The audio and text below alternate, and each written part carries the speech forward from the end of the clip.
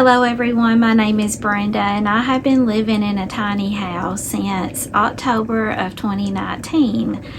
And ever since I've been living in a tiny house, the winter time has been very challenging.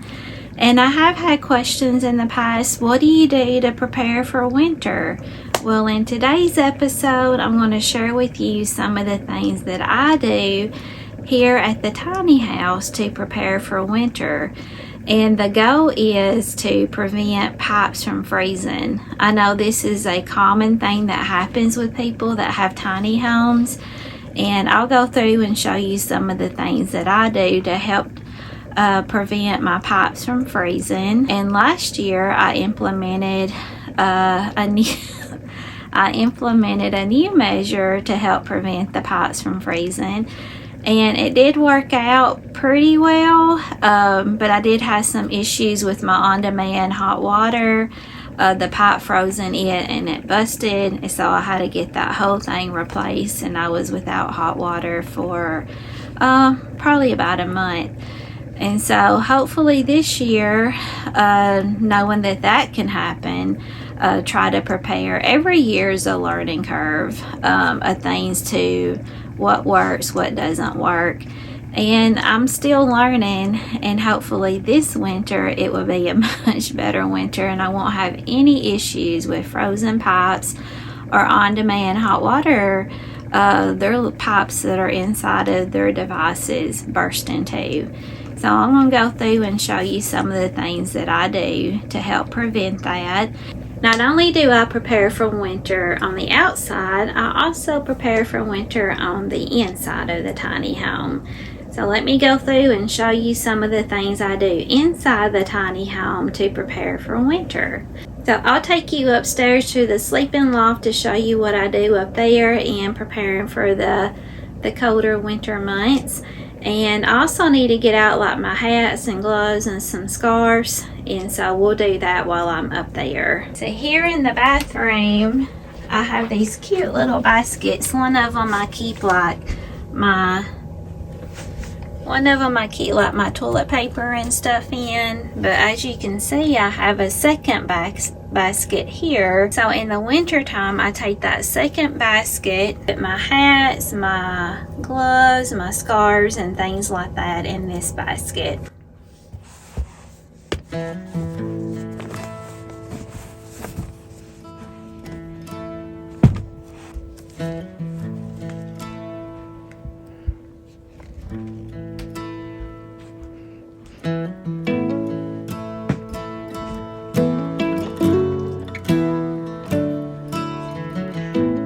Up here in the loft area, I change out the comforter on my bed to something that's warmer. Even though heat rises, it does seem to stay a little bit cooler up here in the loft area. I think it's just the way that the mini split is placed in the tiny home, and the air just doesn't really circulate very well up here in the loft. And I always keep a fan that I run at night too in the loft area, and that helps to circulate the air. So here's the comforter that I use in the winter time. And I have a lighter weight comforter here, and this one's pretty. It's got some weight to it. So that keeps me nice and warm in the winter time. And while we're up here, let's get out some of the winter items and we'll put it here in the basket.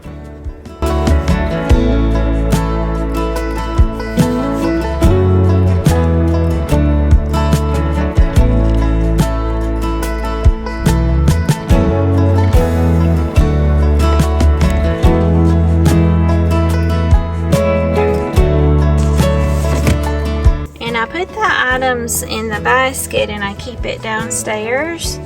That way I don't have to like climb up and down the loft area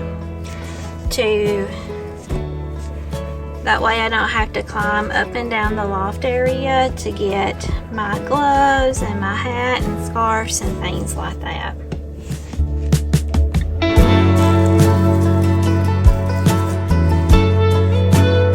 Another thing that I do inside of the tiny home preparing for the cold months is I get out my portable Honeywell heater. It's a floor heater, and during the summertime I store it in the shed, and then I'll bring that into the home.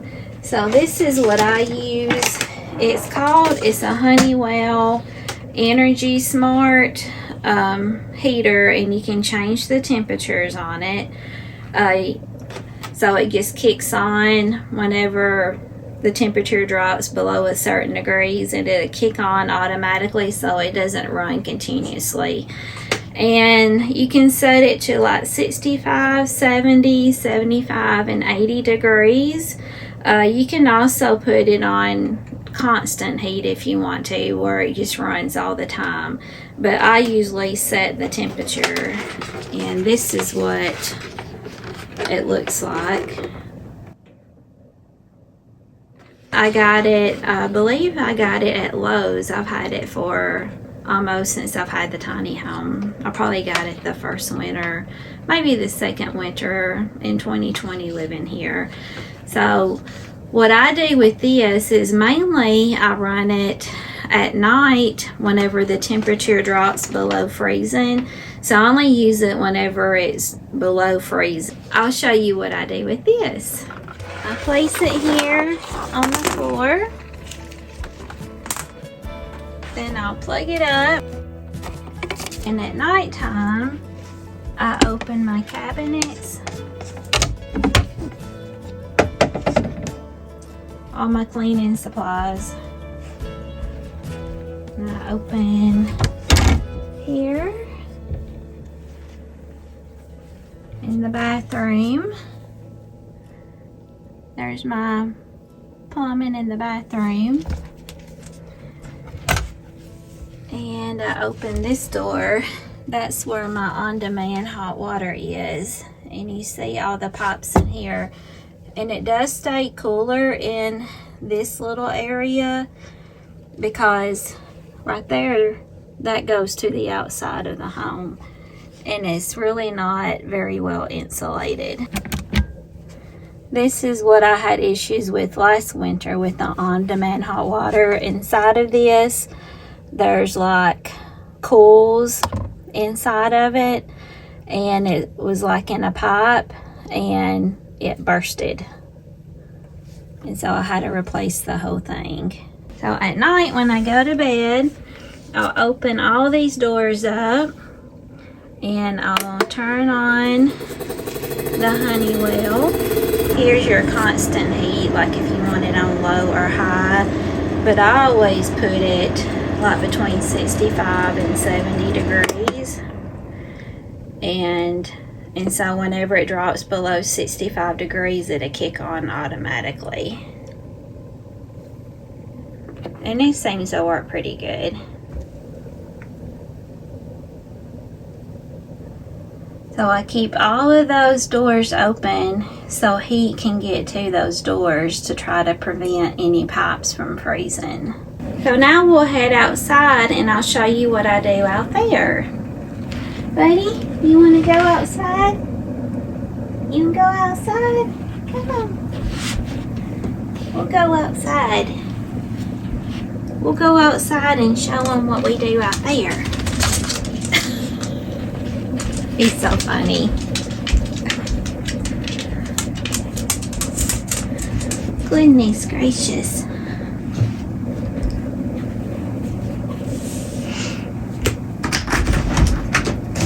In the summertime on the porch, I have a rug that I put out here, and I have a little rocker that goes here in the corner. So I put all of that up, and any of the wind chimes that I have hanging on the porch area, I remove all of that and I put it in the shed. And my mom has a shed right here, and I showed you some of that in the Christmas decorating video, so I'll put that footage here to show you me taking everything off of the porch, getting it prepared for the winter time. Several years ago, I had skirting put on the tiny home, so that helps a whole lot with that cold wind blowing up under the home. But I found that it really wasn't enough to keep the pipes from freezing. It does help, but it doesn't totally protect your pipes. And so what I did, last year, my brother, he picked up some bales of straw for me. So around the back of the tiny home, we pile up, or my brother, he did it for me, pile up bales of straw to help protect where the piping is. So that's what we have going on here. And then also I have heat tape that is wrapped around the incoming water, and so I plugged that up. So the heating tape, it helps with keeping the incoming pipes warm, because even though the plumber, he trenched from the well all the way, trenched pipes, the incoming water from the well, and trenched it to here, it goes right here inside of the home. And even at that point, you know, because of it's not underground, it still has a tendency to freeze. So I showed this in a previous video. So this right here is where the incoming pipes come in. This pipe is full of sand, and then the incoming pipes, the water that goes into the house, is right with the electric tape. And then I have that plugged up, and there's a cap here that goes on top. And this is where the electric tape is plugged in. See, the light's on right here. And all of my plumbing is at the back of the trailer. I don't have any plumbing at the front. It's all in the back. And so what we did last year, we got bales of straw and put all on the outside of the home to help give it that extra protection from the cold weather.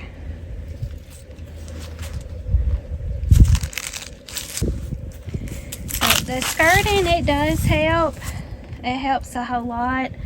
And plus my mini split is located up here. And then in the bathroom, that doesn't really get much heat the way the mini split is set in the home. It's very hard for it to get that air to go into the bathroom. And so here's my kitchen sink. And then here's like my bathtub. My bathtub is right here. And then the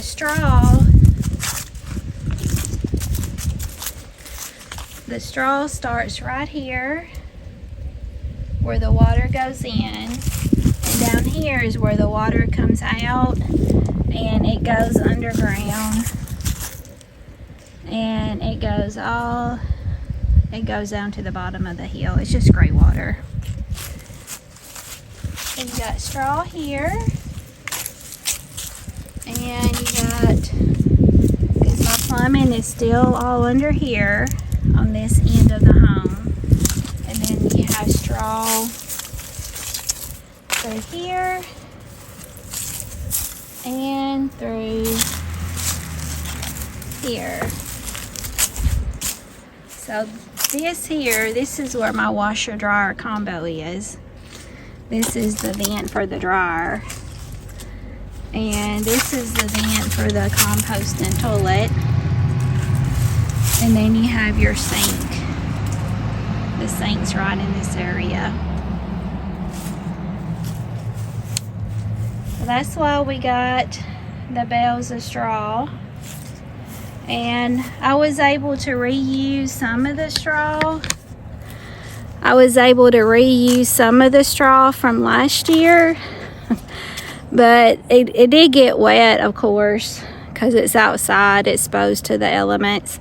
And it broke apart. And so we just kind of used what we had instead of having to go out and to buy more. So that's why you see where it's not like big blocks of pieces, but little bit of pieces like through here, which works fine because you can stuff it like in smaller areas. And then I have my generator too. It's back up in case. Here in Tennessee we have a lot of, it gets really cold, but it feels like colder than it actually is because it's wet cold. And sometimes we don't get snow, we just get ice. So when that happens, then your tree branches, they break, fall on power lines. And so you're always, you know, you have to prepare in case you lose power. Now my mom, she's on a generator, so it kicks on automatically when the power goes out. It runs off a gas heat, or it runs off of propane. And I have a generator here. It is, I'll keep this cover on it. But right now, the battery is dead. So I need to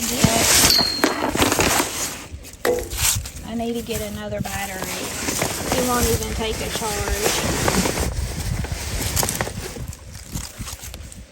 Which is really sad because, well, it may be my fault because I would go like long periods of time and not start it. And then I needed it last year, but the battery was dead, and it was so dead that it wouldn't take a charge. So when it got warmer, I took it to a battery place and they charged it up. So then every week I was turning the generator on and letting it run for like 15 minutes, 10-15 minutes. But one day I couldn't get it to the battery to charge up, so I need to get another battery. So that's on my to-do list. But I have the generator for backup.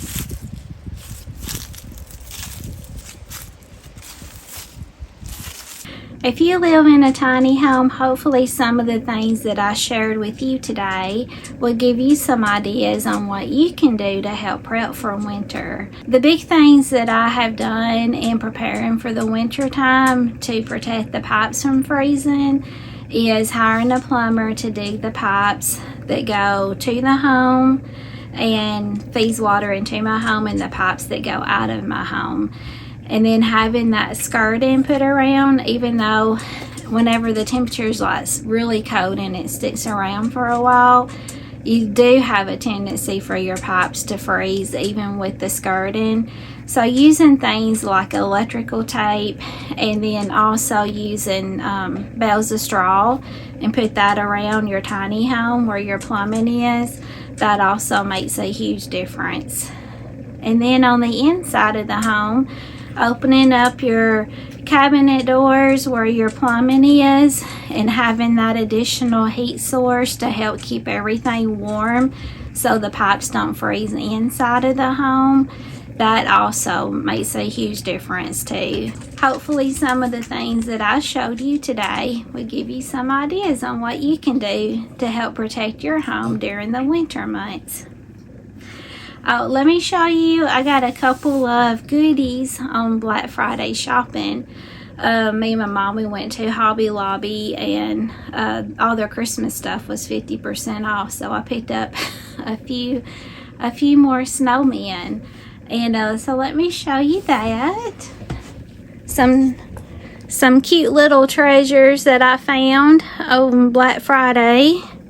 I found this cute little snowman here.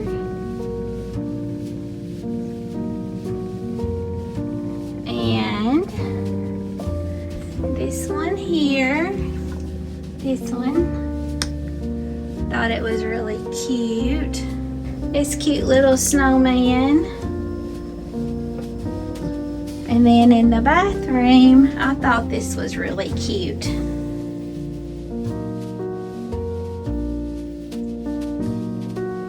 I got it just sitting on behind my bathroom sink.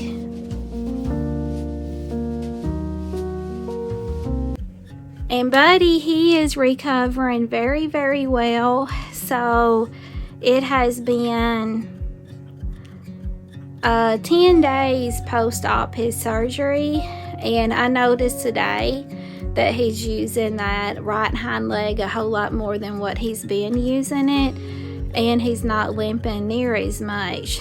And he's done very well. He hasn't been picking at the area where he had the surgery. He doesn't have any sutures that has to come out because they're internal, and so that's good. And I haven't had to use what they call the cone of shame. I haven't had to use that, so that's good. I know dogs don't really enjoy that whenever you have to use the cone of shame. And he's been doing very, very well. Say hi. And you can see his hair. I mean, you can tell where they shaved him, but it's already growing back really good. See the hair on his leg? And it doesn't, here's the surgical side. Let's show them your surgical side, buddy. So it looks really good. It's not warm or anything when you touch it. And even the hair on his arm, where he had his IV, that hair is growing back really good. See, my hair grows fast. Yes, it does. My hair grows really fast. So he's doing really good.